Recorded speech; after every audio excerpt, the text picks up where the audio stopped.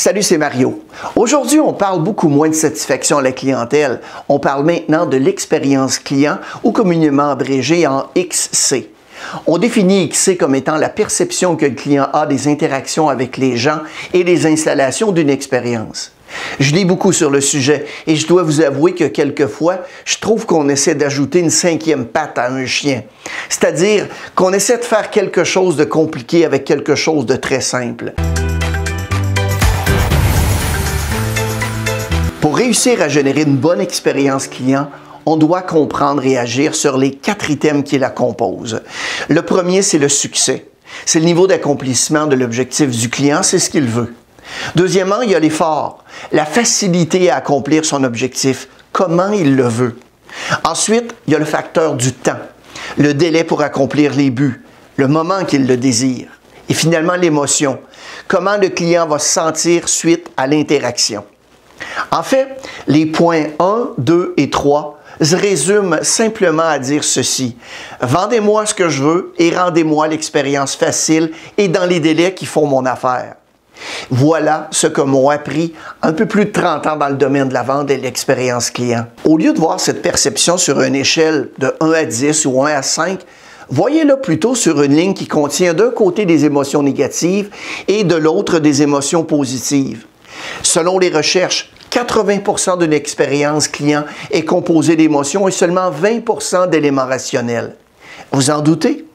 Pensez à un moment extraordinaire ou très malheureux que vous avez vécu en tant que client. Vous vous souvenez de l'endroit, du moment, du résultat et des émotions? Parfait.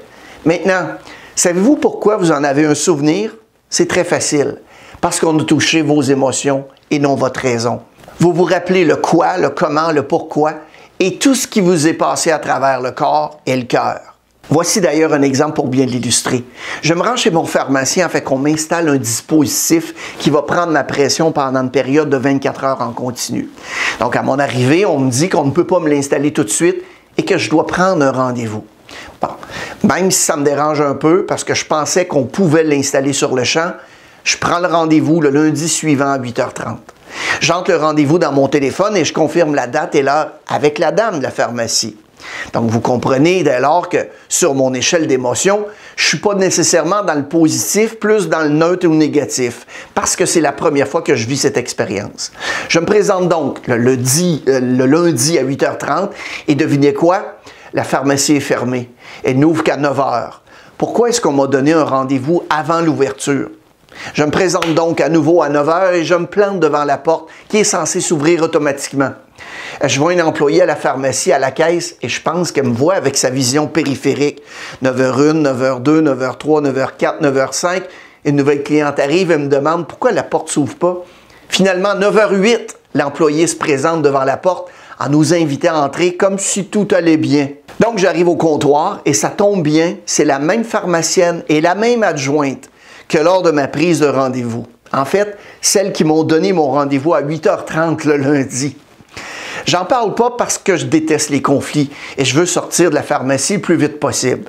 L'adjointe m'invite à me rendre dans une petite salle de consultation tout près du comptoir et là, ça recommence. 9h10, 9h15, 9h20, 9h25. La pharmacienne se présente enfin devant moi et après m'avoir salué, me lance cette phrase. Je ne comprends pas pourquoi vous êtes ici pour la machine à pression, car on ne donne jamais de rendez-vous pour cela le matin. Je lui dis le plus poliment possible que c'est elle et son adjointe qui m'ont donné ce rendez-vous il y a exactement une semaine. Et savez-vous ce qu'elle m'a répondu? Ben voyons monsieur, impossible. Je prends une profonde respiration, je lui tends mon bras, je dis plus un mot. Attendez, c'est pas tout.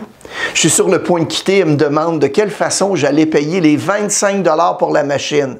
Jamais, au grand jamais, on a parlé des frais dans toutes les étapes de cette expérience client. C'est pas pour l'argent, là. Je paye et je m'en vais avant d'exploser. Si j'avais à résumer selon nos 4 items XC de quelle façon je pourrais évaluer ma perception, ça ressemblerait à ceci. Ah, j'ai eu du succès à obtenir ce que je voulais, sauf que ça a été compliqué et long à l'obtenir. Évidemment, vous devinez les émotions qui me sont passées dans le corps et dans le cœur. Mal, déçu, ignoré puis impatient. Walt Disney disait « Faites ce que vous faites si bien que les gens voudront revenir et apporter leurs amis. Force est de constater qu'aujourd'hui, juste bien faire les choses ne suffit plus. Il faut vraiment aller ailleurs. Voici, au contraire de mon expérience de pharmacien, une expérience client très particulière. Elle est racontée du point de vue de son auteur, le formateur et conférencier Shep Hyken. Je me trouvais à Dallas, au Texas, au milieu de l'été. 102 degrés, il faisait très chaud. Je venais de terminer une conférence, j'étais habillé évidemment en complet cravate et je transportais 2 valises et je m'apprêtais à prendre un taxi. Le chauffeur de taxi sort et prend mes valises. Et avant d'aller plus loin, laissez-moi vous décrire un peu à quoi le chauffeur de taxi ressemblait. Il portait un bermuda et une chemise sans manches.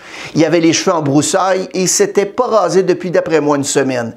Il avait probablement pas pris de douche depuis aussi longtemps. Je regarde cet homme et je me dis qu'il ne s'agit pas vraiment d'un moment magique. Il s'agit plutôt comme un moment de misère jusqu'à là. En regardant l'homme, je me demande alors à quoi pouvait bien ressembler son taxi. L'intérieur de son véhicule, pensez-y. Vous savez que ça va être sale, ça va être dégoûtant, il n'y aura pas d'air climatisé. Et s'il y en a une, elle va sûrement être défectueuse. Je vais embarquer dans ce sauna sur roue et dans 25 minutes, je serai tout en sueur et mon habit va être froissé pour toute la journée. Et avant que je sorte du taxi, il y a probablement un ressort qui va sortir du siège de vinyle et va déchirer mon pantalon. Alors, je regarde le chauffeur de taxi, il me regarde et me dit avec son accent texan, « Embarquez dans le taxi ». Sa voix sonnait pas du tout comme l'homme que j'avais devant moi. Une voix profonde, une voix calme. Il rajoute en souriant, « Il fait très frais à l'intérieur du taxi. Je vais m'occuper de tout ». Ça me semblait vraiment bizarre.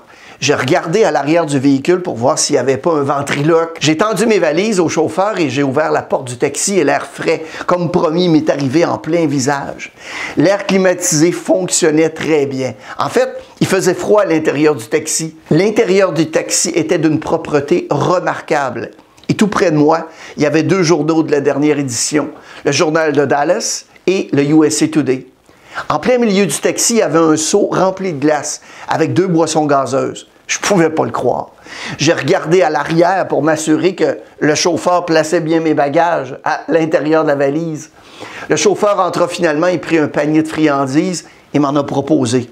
C'est à ce moment que je me suis souvenu de ce que ma mère m'a toujours dit quand j'étais un enfant. Accepte jamais de friandises d'un étranger. Cette fois, c'était différent et j'en ai pris un. J'ai ensuite demandé au chauffeur s'il s'agissait réellement de son taxi ou s'il l'avait emprunté pour la journée. Il m'a répondu « Oui, c'est mon taxi. » Vous faites comme chez vous. Vous pouvez prendre le journal à la fin du voyage, c'est gratuit. Je vous offre aussi gracieusement les boissons gazeuses et les friandises. En passant, le trajet va vous coûter 22 $.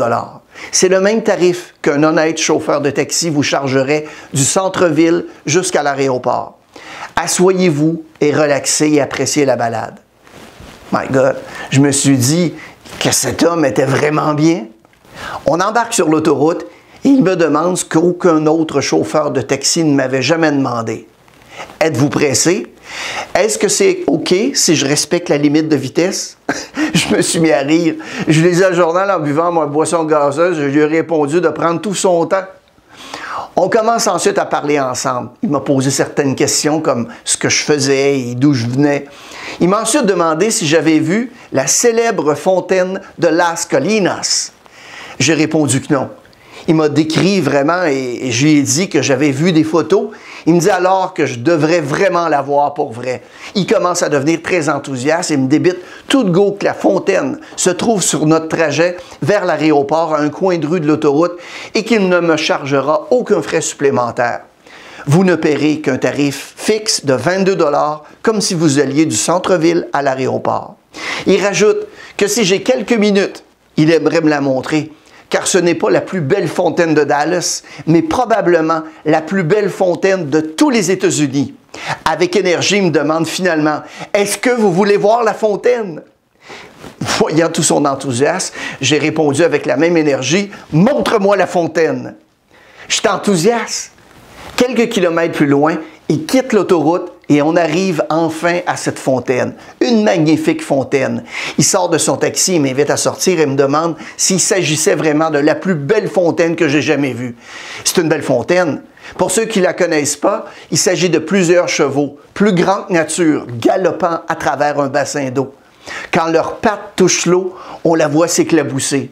Je vous jure que lorsque vous regardez les chevaux, vous pouvez vraiment sentir l'énergie et le déplacement.